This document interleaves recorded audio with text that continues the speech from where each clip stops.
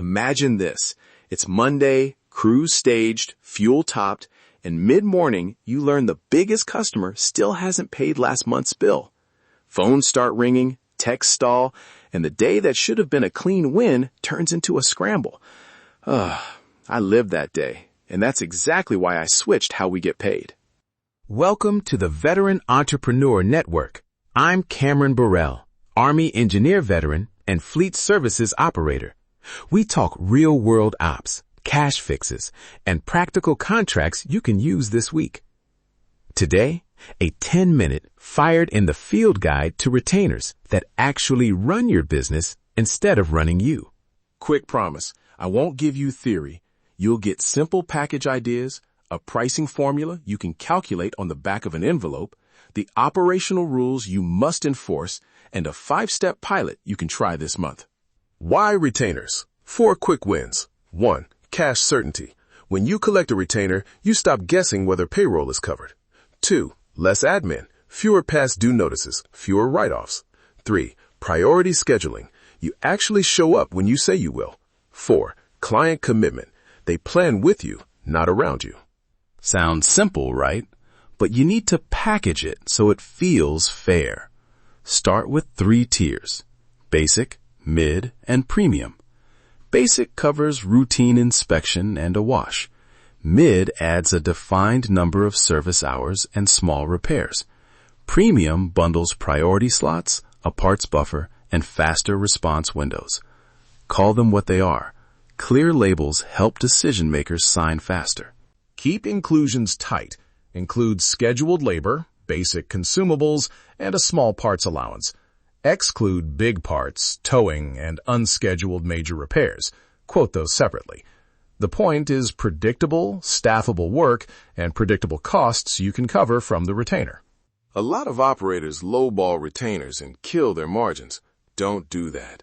It looks like a sale up front, but it breaks your operation down the road. Simple formula. Average job revenue minus direct costs equals contribution margin. Multiply that margin by the utilization you expect under the retainer, then add a 10 to 15% buffer for variability. For example, if an average wash contributes $200 after direct costs, and you expect 2 jobs a month, price the retainer around $440 to $500, not $300.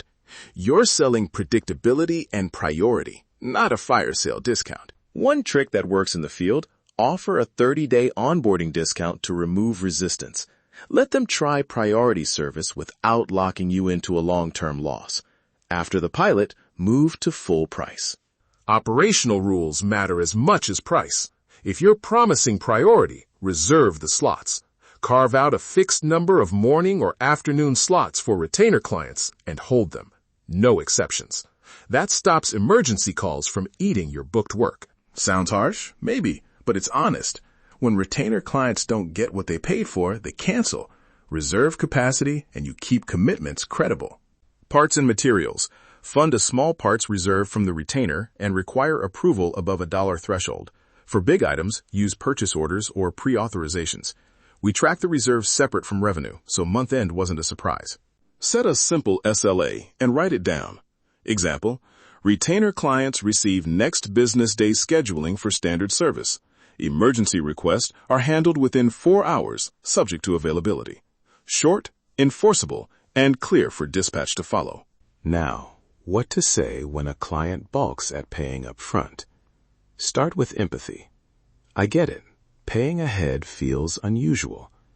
Then explain benefits: guaranteed slots, faster response, and less admin. Offer a 30 to 90-day pilot and say, we'll credit the retainer toward actual work done. If it's not delivering, cancel with a 30-day notice. That lowers resistance and gets you the cash you need to operate. Converting existing clients is easier than you think.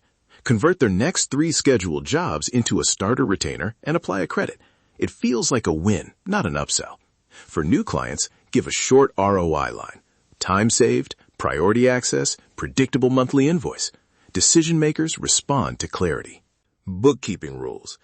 Invoice the retainer as deferred revenue and recognize it as you deliver services. Alternatively, Designate a small, non-refundable onboarding fee if you need commitment up front. Be explicit in the agreement about refundable portions, parts reserves, and how unused hours are handled. Monthly billing is simplest for small fleets. Quarterly works for larger accounts, but monthly keeps cash moving for payroll and parts. Tag retainer invoices clearly in your accounting system and run a short monthly report: retained cash, earned revenue, reserved parts. 5 immediate steps you can take this week. 1. Define 2 simple tiers with clear inclusions and exclusions. 2. Calculate a retainer price using contribution margin and expected utilization. 3.